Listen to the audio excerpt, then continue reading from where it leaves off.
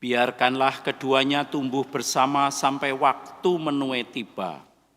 Pada waktu itu, aku akan berkata kepada para penuai, kumpulkanlah dahulu lalang itu dan ikatlah berkas-berkas untuk dibakar. Kemudian kumpulkanlah gandum itu ke dalam lumbungku. Bapak, Ibu, saudara-saudari, orang-orang muda, adik-adik, beberapa minggu yang lalu dan sebelumnya, Injil yang kita dengarkan adalah tentang benih. Entah yang jatuh di tanah yang baik, di perbatuan dan lain sebagainya, maupun benih yang mempunyai daya tumbuhnya sendiri. Semua mau mengatakan kepada kita bahwa sabda itu disemai oleh Allah dalam jiwa kita masing-masing, dan bahwa benih sabda itu dari sananya memang mempunyai kekuatan untuk tumbuh.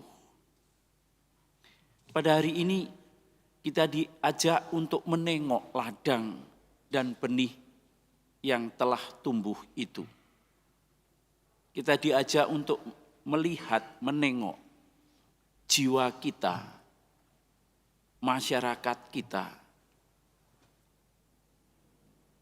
dan pertumbuhan sabda serta kenyataan yang ada di sekitar kita. Bapak, Ibu, saudara-saudari, suatu saat saya itu jalan-jalan ke Jawa Timur,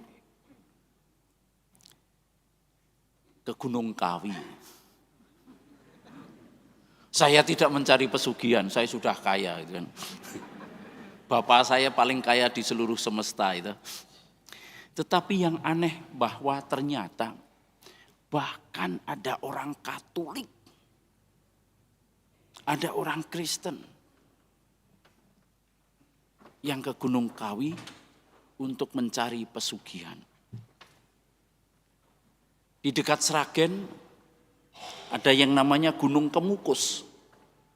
Saya belum pernah ke sana kalau yang ini ya. Karena orang yang mencari pesugihan di sana itu syaratnya adalah pokoknya ketemu siapa yang lawan jenis lalu melakukan hubungan seks. Jadi sudah kacau gitu. Karena orang ingin kaya. Di beberapa kantor orang mengeluh kalau mau naik pangkat harus ada cash dalam sebuah koper diberikan kepada pembesarnya supaya dia bisa naik pangkat.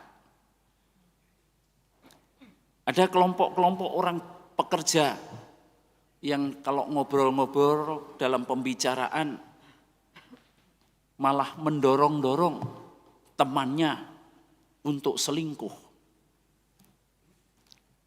Ini apa?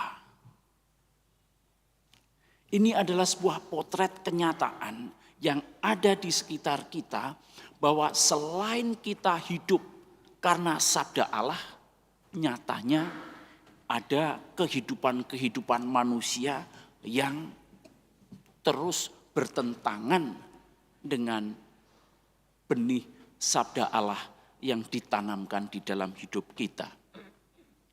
Dan kita berhadapan dengan tantangan-tantangan itu. Sebagian jatuh kalah.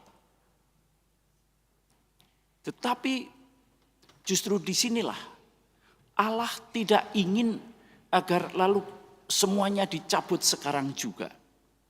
Allah begitu sayang kepada kita agar usaha untuk meminggirkan godaan-godaan justru malah melayukan atau mematikan kita.